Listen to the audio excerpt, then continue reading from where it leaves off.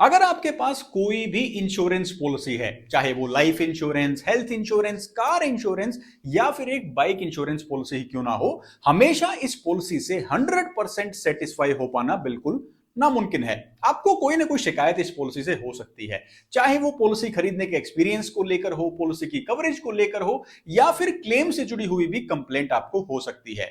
IRDA का जो latest data आया है इनकी एनुअल रिपोर्ट में, उसमें एक बात हमें नजर आती है कि लाइफ इंश्योरेंस की शिकायतें तो काफी कम है, लेकिन जो जनरल और हेल्थ इंश्योरेंस पॉलिसीज हैं इनमें शिकायतें काफी ज्यादा हैं। और इन कंप्लेंट्स के अंदर ऑलमोस्ट 70% जो शिकायतें हैं वो क्लेम्स को लेकर हैं, यानी हर 10 में से 7 कंप्लेंट्स क्लेम के बारे में है। अब इसमें क्लेम का रिजेक्ट हो जाना, टोटल क्लेम अमाउंट से डिडक्शन यानी कि कुछ पैसे काट लेना या फिर क्लेम का समय पर ना मिला, ये सबसे कॉमन रीजन कंप्लेंट्स के देखे गए हैं। जब दो लोगों के बीच में कोई डिस्प्यूट होता है तो कोई तीसरा इंसान जो कि बिल्कुल न्यूट्रल है, वो इस सिनेरियो को, इस सिचुएशन को अच्छे तरीके से जज कर सकता है।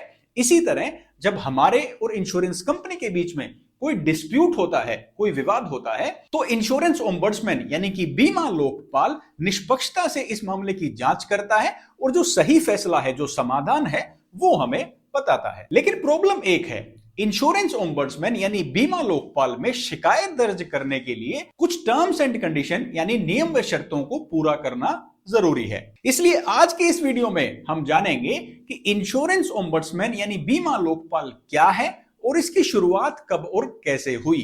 अगर आप अपनी शिकायत इंश्योरेंस ओम्बड्समैन ऑफिस में दर्ज करवाना चाहते हैं तो आपको किन नियम व शर्तों का ध्यान रखना चाहिए ताकि आपकी कंप्लेंट दर्ज हो सके। क्या आप और हम डायरेक्टली इंश्योरेंस ओम्बड्समैन के ऑफिस में जाकर अपनी कंप्लेंट दर्ज करवा सकते हैं?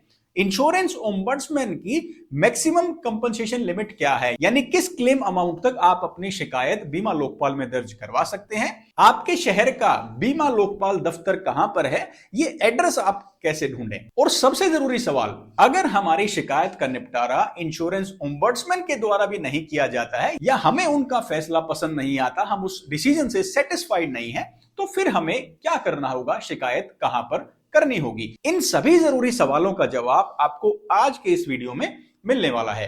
तो अगर आपके पास कोई छोटी से छोटी और बड़ी से बड़ी इंश्योरेंस पॉलिसी है तो आज के इस वीडियो में आपकी 10 से 15 मिनट की इन्वेस्टमेंट आपका बहुत मेहनत से कमाया हुआ पैसा और आपका बहुत ही कीमती टाइम बचा सकती है। तो बिना देरी किए आइए फटाफट इस वीडियो को शुरू करते हैं। जब हम कोई भी इंश्योरेंस पॉलिसी खरीदते हैं तो उसमें अपने पैसे के साथ साथ अपना भरोसा और अपना विश्वास भी इन्वेस्ट करते हैं और ये उम्मीद करते हैं कि कल को कोई क्लेम आ जाएगा तो इंश्योरेंस कंपनी हमें क्लेम जरूर देंगी। लेकिन एक कड़वा सच ये भी है कि सभी इंश्योरेंस कंपनीज प्रॉफिट बनाने के लिए ही काम करती हैं और ऐसे में ये चेक करना और भी जरूरी हो जाता है कि ये जो मुनाफा कमाने की जो इंटेंशन है, ये पॉलिसी होल्डर्स के क्लेम्स और उनके राइट्स के बीच में कोई परेशानी ना बने। और इसी प्रॉब्लम के सॉल्यूशन के लिए सेंट्रल गवर्नमेंट ऑफ इंडिया 1998 में redressal of public grievances rules लेकर आई, जो कि इंश्योरेंस एक्ट ऑफ 1938 के तहत ही काम करेंगे और तभी शुरुआत हुई इंश्योरेंस ओम्बड्समैन यानी बीमा लोकपाल की। फिर 2017 के अंदर इन रूल्स के अंदर कुछ नए बदलाव किए गए, कुछ नए अमेंडमेंट्स किए गए और 2021 की आईटी अपडेट्स के बाद अब आप ऑनलाइन इंश्योरेंस ओम्बड्समैन में कंप्लेंट कर सकते हैं और इसके साथ साथ अपनी कंप्लेंट्स का स्टेटस भी आप ऑनलाइन ही चेक कर पाएंगे। तो ये जो इंश्योरेंस ओम्बड्समैन यानी कि बीमा लोकपाल है, ये एक इंडिपेंडेंट इंस्टीट्यूशन है जो पॉलिसी होल्डर्स के राइट्स की रक्षा करता है, जो पॉलिसी होल्डर्स के हितों की रक्षा करता है। और इंश्योरेंस कंपनीज द्वारा, इंश्योरेंस ब्रोकर्स या एजेंट्स द्वारा अगर कोई भी गलत काम होता है, गलत प्रैक्टिस होती है, तो वहां पर ये मध्यस्थता करके, मीडिएशन करके पॉलिसी होल्डर्स को न्याय दिलाता है। इंश्योरेंस ओम्बड्स का रोल तब शुरू होता है जब हम इंश्योरेंस ओम्बड्समैन में कोई कंप्लेंट फाइल करते हैं किसी इंश्योरेंस पॉलिसी को लेकर, क्लेम को लेकर। तो आइए सबसे पहले जानते हैं कि हम कौन कौन सी शिकायतें, किस किस तरह की शिकायतें बीमा लोकपाल में दर्ज कर सकते हैं। सबसे पहली तरह की जो शिकायत है वो है किसी भी इंश्योरेंस क्लेम को लेकर जो आईआरडीए द्वारा बताया गया तय टाइम है, चाहे वो जनरल इंश्योरेंस है, लाइफ इंश्योरेंस है, हेल्थ इंश्योरेंस है, आईआरडीए ने क्लेम सेटल करने की जो डेडलाइंस दी गई है उससे अगर ज्यादा टाइम हो जाता है और कोई इंश्योरेंस कंपनी आपका क्लेम सेटल नहीं करती है तो इस बात की शिकायत आप बीमा लोकपाल में कर सकते हैं।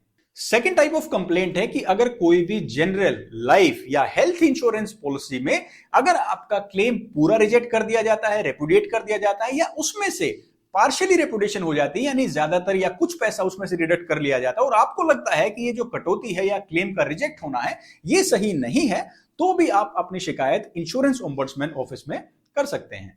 थर्ड जो कंप्लेंट आती है वो है प्रीमियम को लेकर। अगर आपको अपने पॉलिसी के प्रीमियम को लेकर कोई शिकायत है, जो आपको कमिटमेंट की गई या जितना पैसा कटना चाहिए था, यानी पॉलिसी के प्राइस को लेकर अगर आपके साथ कुछ भी गलत हुआ है, तो इस तरह की कंप्लेंट्स भी आप इंश्योरेंस ओम्बड्समैन यानी बीमा लोकपाल में दर्ज कर सकते हैं। फोर्थ टाइप ऑफ कंप्लेंट आती है पॉलिसी में किसी भी फीचर के मिस रिप्रेजेंटेशन को लेकर, यानी पॉलिसी में अगर ऐसा कोई भी कवरेज या ऐसा कोई भी पॉइंट आपको नजर आता है जिससे कुछ मिस रिप्रेजेंटेशन की जा रही है, यानी वो एक्चुअल में फीचर कुछ और है, उसे बताया कुछ और जा रहा है और ये आपके क्लेम से रिलेटेड है, तो उसकी शिकायत भी आप बीमा लोकपाल में एस्केलेट कर सकते हैं। फिफ्थ टाइप ऑफ कंप्लेंट है अपनी पॉलिसी से जुड़े हुए किसी लीगल एस्पेक्ट को लेकर, यानी आपकी पॉलिसी में कुछ ऐसा कवरेज आपको दिखाया गया है, ऐसी कंडीशन लिखी गई है जो लीगली सही नहीं है और ये आपके क्लेम से रिलेटेड है, यानी इस बात से आपके क्लेम में परेशानी आ रही है, तो वो शिकायत भी आप बीमा लोकपाल में दर्ज कर सकते हैं। सिक्स टाइप ऑफ कंप्लेंट है पॉलिसी सर्विसिंग से लेकर। पॉलिसी की सर्विस में अगर आपको कोई दिक्कत आ रही है इंश्योरेंस कंपनी की तरफ से, आपके इंश्योरेंस ब्रोकर की तरफ से या इंश्योरेंस एजेंट की तरफ से,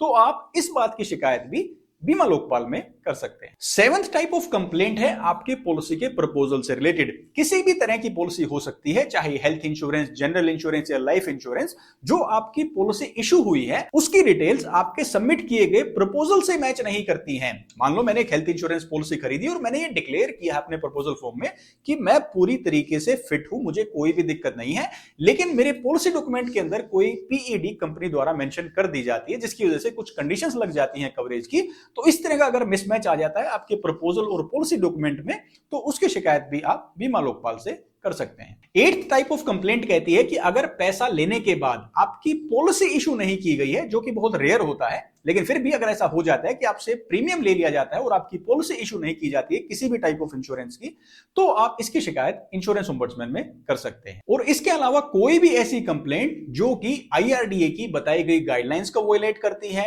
या जो भी अथॉरिटी ने सर्कुलर्स जारी किए हैं, यानी आईआरडीए ने सर्कुलर्स में अपनी गाइडलाइंस जारी की हैं या बातें बताई हैं, उनमें से अगर किसी बात का उल्लंघन या कंपनीज उसे बाईपास कर रही हैं, उन गाइडलाइंस को फॉलो नहीं कर रही हैं और जिसकी वजह से आपको परेशानी हो रही है, तो उसकी शिकायत भी आप बीमा लोकपाल में कर पाएंगे। अब ये तो सभी तरह की कंप्लेंट्स हमने जानी जो हम इंश्योरेंस ओम्बड्समैन ऑफिस में कर सकते हैं ताकि हमारे इन कंप्लेंट्स को सॉल्व किया जा सके। लेकिन इंश्योरेंस ओम्बड्समैन में हम डायरेक्टली ऐसे ही कंप्लेंट नहीं कर सकते हैं, उसके लिए कुछ जरूरी टर्म्स एंड कंडीशंस यानी नियम व शर्तों का पूरा होना जरूरी है। तो आइए इन कंडीशंस को एक बार ध्यान से समझते हैं। सबसे पहली कंडीशन है कि अपनी शिकायत बीमा लोकपाल तक ले जाने से पहले आपको इस इंश्योरेंस कंपनी यानी जिसकी आप शिकायत करना चाहते हैं, इस इंश्योरेंस कंपनी को शिकायत लिखी हो। अगर ब्रोकर से शिकायत है तो आपने उनको बताया हो कि हमारी ये समस्या है और प्लीज इसका समाधान कीजिए। अब ऐसा नहीं है डायरेक्टली इन बताए गए इश्यूज में से कोई भी प्रॉब्लम हमारे सामने आती है और हम डायरेक्टली इंश्योरेंस ओम्बड्समैन चले जाएं।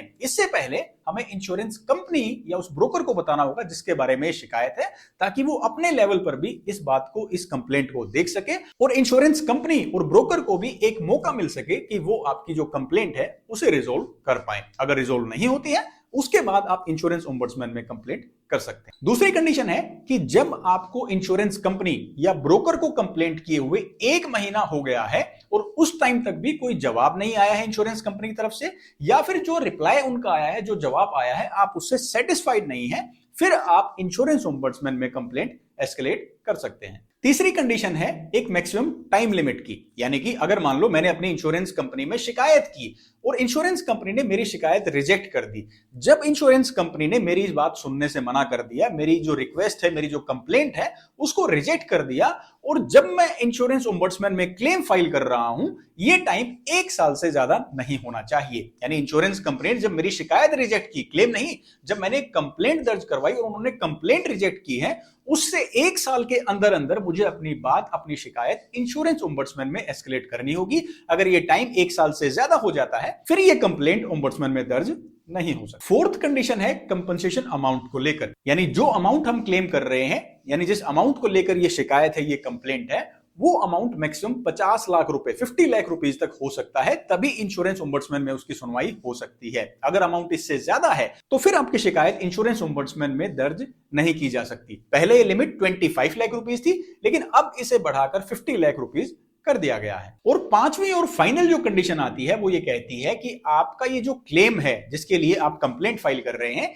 ये किसी और लीगल फोरम या लीगल एंटिटी में रजिस्टर्ड ना हो। यानी आपने इसके अलावा कोई और कोर्ट केस अगर कर दिया है, आप कंज्यूमर कोर्ट चले गए हैं, उसके बाद आप इंश्योरेंस ओम्बड्समैन में ये कंप्लेंट फाइल नहीं कर सकते। इंश्योरेंस कंपनी में आपने कंप्लेंट कर दी, वहां से कोई समाधान नहीं हुआ, फिर आप इंश्योरेंस ओम्बड्समैन यानी बीमा लोकपाल में कंप्लेंट करें, लेकिन इस दौरान आपने कहीं लीगली किसी वकील की सलाह पर या वैसे डायरेक्टली जाकर किसी कंज्यूमर कोर्ट में अपना केस फाइल कर दिया, उसके बाद आपके पास इंश्योरेंस ओम्बड्समैन का ऑप्शन नहीं रहता है। अगर ये सारी टर्म्स एंड कंडीशंस फुलफिल हो जाती हैं तो फिर आप इंश्योरेंस ओम्बड्समैन में कंप्लेंट कर सकते हैं। और ये कंप्लेंट करें कैसे?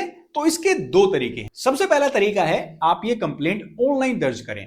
जो यूआरएल अभी आपको स्क्रीन पर दिखाई दे रहा है, ये मैं आपके लिए डिस्क्रिप्शन में भी दे दूंगा, www.cioins.co.in। इस लिंक पर क्लिक करके आप डायरेक्टली इंश्योरेंस ओम्बड्समैन के पोर्टल पर चले जाते हैं और वहां से आप इजीली ऑनलाइन अपनी कंप्लेंट दर्ज कर सकते हैं। Step by step online complaint दर्ज करने का प्रोसेस क्या है, इसके वीडियो का लिंक भी मैं आपको इसी वीडियो के डिस्क्रिप्शन में दे रहा हूं, कहीं जाने की जरूरत नहीं है। वहां जाकर क्लिक करें और चेक करें कैसे आप ऑनलाइन बीमा लोकपाल में ये कंप्लेंट दर्ज कर सकते हैं। डॉक्यूमेंट्स क्या क्या चाहिए, वो ज्यादा डॉक्यूमेंट्स नहीं है। अगर आपकी ये कंप्लेंट किसी क्लेम को रिलेटेड है तो ये 4-5 डॉक्यूमेंट्स है, ये आपके पास होने चाहिए और यही आप इंश्योरेंस ओम्बड्समैन को कंप्लेंट करते टाइम इस्तेमाल कर सकते हैं। अब दूसरा जो तरीका है वो है ऑफलाइन तरीका। ऑनलाइन में तो आप डायरेक्टली वेबसाइट पर काम करेंगे, अपनी कंप्लेंट दर्ज कर लेंगे, स्टेटस भी आप वहीं चेक कर सकते हैं। ऑफलाइन तरीके में आप मैन्युअली अपनी शिकायत लिख सकते हैं एक कागज पर और चिट्ठी के द्वारा आप भेज सकते हैं इंश्योरेंस ओम्बड्समैन के ऑफिस में। लेकिन आपके शहर के लिए कौन सा इंश्योरेंस ओम्बड्समैन ऑफिस है? तो total all over India 18 insurance ombudsman offices हैं, जिनके सिटीज अभी आपको स्क्रीन पर दिखाई दे रहे हैं। और हर सिटी में ये कहां पर है ऑफिस, इसका एड्रेस क्या है, इसका लिंक मैं आपको डिस्क्रिप्शन में दे रहा हूं। आप वहां से जाकर अपने शहर के नजदीक जो इंश्योरेंस ओम्बड्समैन ऑफिस है, बीमा लोकपाल का दफ्तर है, आप उसका एड्रेस देख सकते हैं। अगर आपके शहर के नजदीक है तो आप विजिट भी कर सकते हैं, वहां जा सकते हैं पर्सनली। और अगर ये दूर है तो आप लेटर के द्वारा भी अपनी कंप्लेंट को लिखकर उन तक शिकायत भेज सकते हैं। अब ये दोस्तों हमने इंश्योरेंस ओम्बड्समैन की शुरुआत से लेकर ये क्या काम करता है, क्या इसकी टर्म्स एंड कंडीशन है, कैसे कंप्लेंट करनी है, ये सारी बातें समझ ली हैं। लेकिन शिकायत दर्ज करने से लेकर हमने मान लो पूरा सफर तय कर लिया, हमने कंप्लेंट भी दर्ज कर ली और इंश्योरेंस ओम्बड्समैन की तरफ से भी हमें कोई रिलीफ नहीं मिला, यानी उनकी तरफ से भी जो जवाब आया वो नेगेटिव आया। लेकिन अब भी हमें लगता है कि हमें ये क्लेम मिलना चाहिए था, हमारी संतुष्टि नहीं हुई है, हम इसे और भी चैलेंज करना चाहते हैं, तो फिर हम अब कहां जा सकते हैं? तो इसके बाद आपके पास ऑप्शन आता है कंज्यूमर फोरम का, जिसे हम कंज्यूमर कोर्ट भी आम भाषा में कह देते हैं। किस कंज्यूमर फोरम में आपको जाना होगा? तो ये भी आपके कंपनसेशन के अमाउंट पर डिपेंड करेगा। यानी हर लेवल पर जो कंज्यूमर फोरम है उसका एक मैक्सिमम कंपनसेशन का अमाउंट है जहां तक वो केसेस को डील कर सकते हैं। तो सबसे पहले आता है डिस्ट्रिक्ट कंज्यूमर फोरम, जो कि हर जिले के अंदर होता है।